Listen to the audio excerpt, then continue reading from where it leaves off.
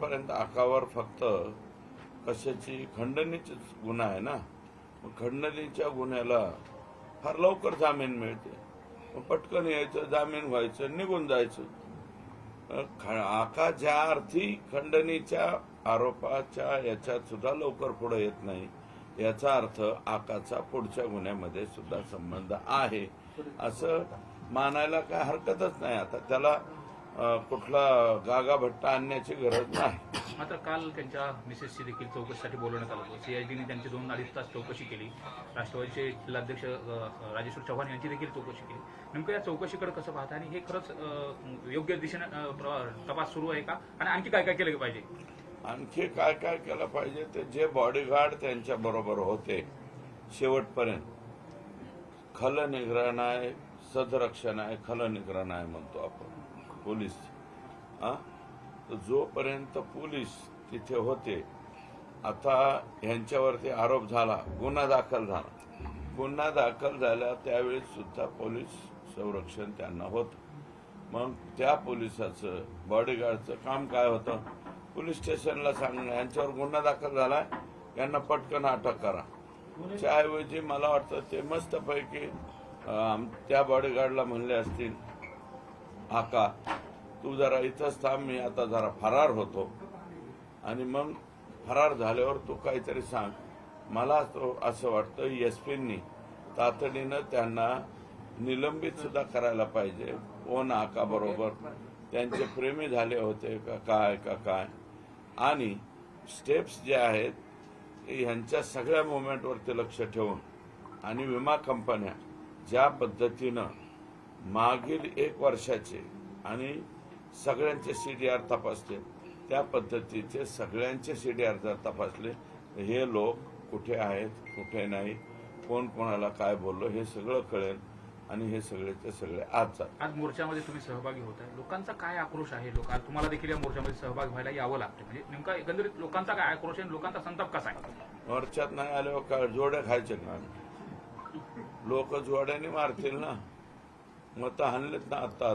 मला 1,40,000 दिले, या दादाला लाखाच्या वर मतं पडलेत, संदीपला पडलेत, तिकडं राजेंना पडलेत, यांना पण पडलेत, उंदडाताईंना. मग आता ठीक आहे, ते परदेशात गेलेले आहेत, मला वाटतं त्यांचे सासरे भाऊ येतील, काकाजी आले म्हणजे समजा ते आमदार आले, म्हणजे सगळे आमदार येतील. इथं जे आहेत जिल्ह्यामध्ये आता 6 आमदार आणि 7 आमदार आहेत आता सध्या घडेल. 7 पैकी 5 आमदार मला वाटतं हजर आहेत, 2 आमदार हजर नाही. नेमका तपास यंत्रणांवरती दबाव आहे असं वाटतं का, की जे वाल्मिक कराड यांच्या संदर्भातलं वारंवार बोललं जातंय, अटक केली जात नाही, त्यांना शोधलं जात नाही, कोणाचाही दबाव काही असू शकत नाही. आणि सुरेश भाऊ, तुम्हाला मी सांगतो, आता या दुनियामध्ये पूर्वीची जुनी म्हण होती, कुणाच्या बापासाठी कुणी मिशा काढत नाही, आता कुणाच्या बापासाठी कुणी दाढी करत नाही. त्याच्यामुळं याच्यात कुणाचा दबाव तसले काही येऊ शकत नाही.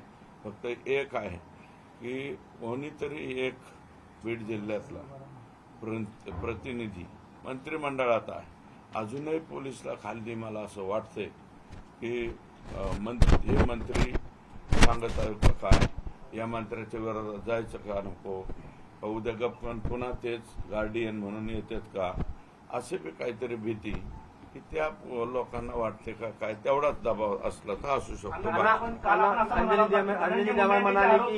राजकीय नाटक चालू आहे बीड जिल्ह्यात. वाल्मिकी कराडसोबत आपले संबंध असल्याचा आरोप धनंजय मुंडेंनी केला होता, त्याच्याबद्दल स्पष्टीकरण आपण आज देणार असं म्हणत होता. आज ती वेळ आली, काय स्पष्टीकरण देऊ ना, ते स्पष्टीकरण भाषणात देऊ ना, थोडं थांबा. अंजली दमाने म्हटले की आजचा मोर्चा म्हणजे ड्रामा आहे, सर्व राजकीय ड्रामा आहे. अहो, आम्ही मोर्चा ठरवलाय का? हा मोर्चा कोणी ठरवलाय? मोर्चा कोणी ठरवला? सामान्य लोकांनी ठरवलं. त्याच्यात कोणत्या पक्षाचं माणसं नाहीत, काय नाही. ड्रामा बिमा अंजलीताईंना काय कळायचं? आमच्या बीड आमचं लेकरू गेलं ते ड्रामा आहे का? अरे आमच्या घरातलं लेकरू गेलं ना, तडपून मारलं ना, याला ड्रामा म्हणायचं. वारे पट्टे ते तीन दुसरा आरोप तुमच्यावर त्यांचा केलेला आहे. देखील तुमच्यावर मृत्यू फार्म झाला. हाऊसवर काय काय होतंय? तीन आरोपी जे आहेत ते फरार आहेत. त्यांचा मृत्यू झालेला आहे अशा पद्धतीचा फोन आल्याचं देखील अंजनी दमाने म्हणाल्या. त्यांचा फोन आपण एसपींना सांगितलं देखील असं बोलले आहेत. आणि याच्याकडे तुम्ही कसं पाहता?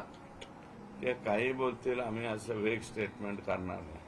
पण त्यांचं खून कोण करेल बाबा, काय संबंध आहे? त्यांचं खून बिन नाही. ते 3 बी सापडतील आणि 4था बी सापडल आका.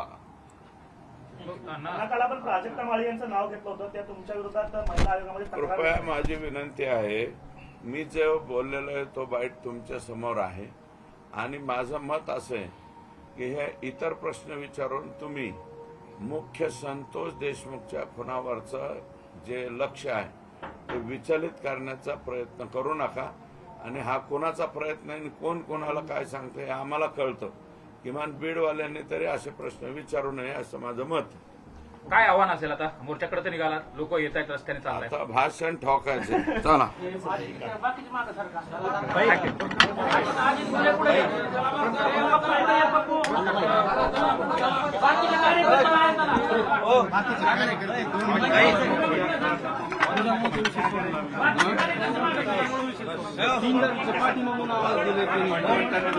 करू ना आपण.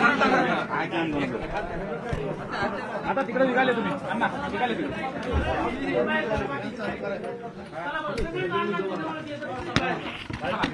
दादा आपण चला, आपलं चला. आपलं नाही ना. नाही नाही, आता काही नाही, आता टिकटॉक वगैरे नाही. आता चला भरपूर झालं.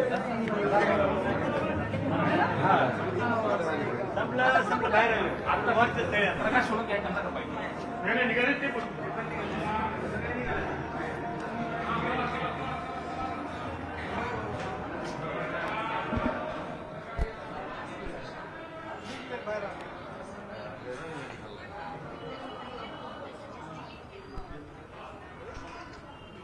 आता बजरंग सोनवणे काढू आपण. बजरंग सोनवणे काढायचा. नमस्कार. बस याच्यानंतर काय चालवणार आपण? हॅलो, कुठं आहेत? आता राष्ट्रवादी भवनला येताय ना तुम्ही? मी येऊन थांबू का? मग मी वासना केव्हा थांबू? कुठं सांगा.